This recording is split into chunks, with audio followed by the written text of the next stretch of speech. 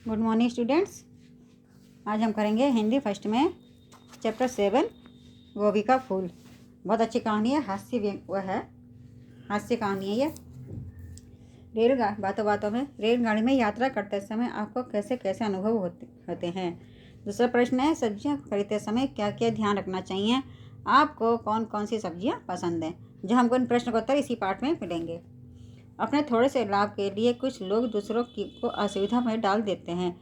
इस हास्य रचना में लेखक ने अपने साथ हुई ऐसी ही एक रोचक घटना का वर्णन किया है कि अपने किसी जानने वाले के लिए गोभी के सस्ते फूल लाने के चक्कर में उन्हें कैसी कैसी मुश्किलों का सामना करना पड़ा। आप तो बाबू हनुमान प्रसाद जी को नहीं जानते होंगे, पर बाजार के सभी सब्जी वाले उन्हें अच्छी तरह से पहचानते हैं। घर की साग सब्जी वे ही बाजार से खरीद कर लाते हैं। हरे धनिया की गड्डी मुफ्त में मांगना, शलजम के पत्ते तुड़वाने का आग्रह करना, आलू छांट कर चढ़वाना और अरबी धुलवाकर मिट्टी हटाकर लेना आदि अनेक ऐसी बातें हैं जिनके कारण सब्जी मंडी का हर व्यक्ति उन्हें पहचानता है।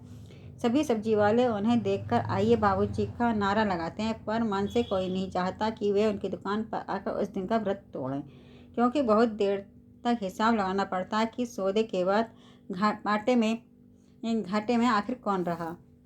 हनुमान प्रसाद जी को हरी सब्जी का मार जाए। किसी सब्जी में कितने विटामिन होते हैं, कितना लोहा, कितना चूना, कितना कत्था, कितनी लकड़ी, कितनी ईंट, इसका जितना ज्ञान उनको है वैसा किसी पोस्ट मास्टर को अब तक निकले हुए डाक टिकटों के बारे में भी नहीं होगा। हनुमान प्रसाद जी को ताजमहल का रिप्लिका भेंट कीजिए तो वे बुरा मान सकते हैं, पर आप यदि उन्हें एक टोकरा सोया मेथी का साग भेंट कर दें तो आप उनके पक्के मित्र माने जा सकते हैं। किसी को कहीं बाहर आते जाते देखते हैं तो मौसमी तरकारी की फरमाइश वे जरूर कर देते हैं। उस दिन मुँह में से अचानक निकल पड़ा कि मैं लखनऊ जा रहा हूँ। फिर क्या था? बाबू हनुमान प्रसाद बोले, अरे भाई वर्मा साहब, आप लखनऊ जा रहे हैं तो हमारे लिए 5 गोभी लेते आइएगा। अभी यहाँ गोभी का अच्छा फूल मिलता नहीं है। लखनऊ में 1-1 रुपये का अच्छा फूल मिल जाता है। मैंने हाँ या ना कहा हो उसके पहले ही उन्होंने 5 रुपये मेरे हाथ में रख दिए और मुझे अकेले में से जाकर बोले, देखिए वर्मा जी, पता नहीं आपने कभी साग सब्जी खरीदी है कि नहीं, फूल गठा हुआ लीजिएगा, छेत्रा हुआ फूल जल्दी खराब हो जाता है। बहुत से गोभी वाले पत्ते निकाल लेते हैं, पर वे पत्ते ना निकाल पाएँ। पूरी गोभी लीजिएगा। पत्ते में तो कैलोरी होती है, वह गोभी में तो होती नहीं। पत्तों के डंठल का अचार बहुत अच्छा होता है। वह हर किसी सब्जी के बारे में बहुत कुछ कह सकते थे, इसलिए मैं चुप था। वे सांस लेकर फिर बोले, अच्छा सुनिए, फूल में कभी कभी छोटे छोटे कीड़े लग जाते हैं, उसे जरा झड़वा के लीजिएगा। पानी में भीगा फूल मत लीजिएगा, बड़ी जल्दी खराब हो जाती है। अच्छे गोभी के फूल में विटामिन ए, बी, डी अधिक रहता है।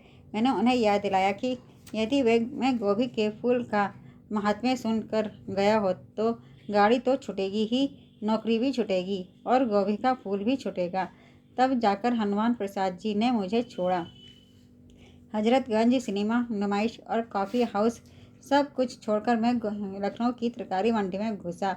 तरकारी वाले 2 रुपये से नीचे उतरने को तैयार न थे, पर मुझे तो गोभी के फूल 1-1 रुपये वाले ही चाहिए थे, पूरे पत्ते वाले, जिनके डंठल का अचार बन सके। लौटने का वक्त हो गया।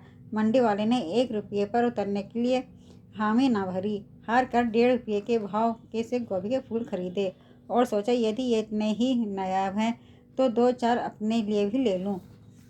प्लेटफॉर्म पर हाथ में एक खूबसूरत अटैची के साथ एक झावा गोभी के फूल लेकर सफ़र करने वाला मैं अपने ढंग का अकेला ही मुसाफिर दिखाई पड़ रहा था। टिकट चेकर 2 बार पास से गुजरा। पुलिस से पूछा गया कि सामान बुक करवा लिया या नहीं। 1 परिचित चेहरे दिखाई पड़े। बोले, कहिए दावत कब है? संजीदगी से जवाब देता हुआ मैं प्लेटफॉर्म पर बढ़ती हुई भीड़ और अपने गोभी के झावे को देख रहा था।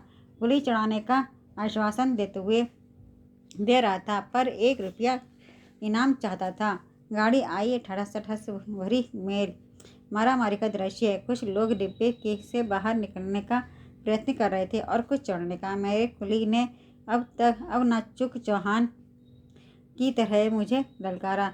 मैं भीतर घुसने लगा। भीतर वाले मुझे दूसरे डिब्बे में खाली जगह के बारे में अतिरिक्त जानकारी के साथ रेल के सारे कानून एक साथ समझाने पर तुल गए।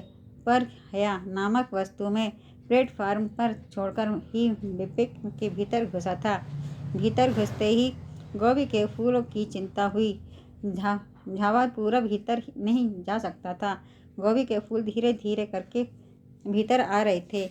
आखिर किस्त में 2 फूल प्लेटफार्म पर से खिसककर डिब्बे के नीचे रेल की पटरी पर पहुंच गए। मैं कुली पर बिगड़ने लगा। कुली इनाम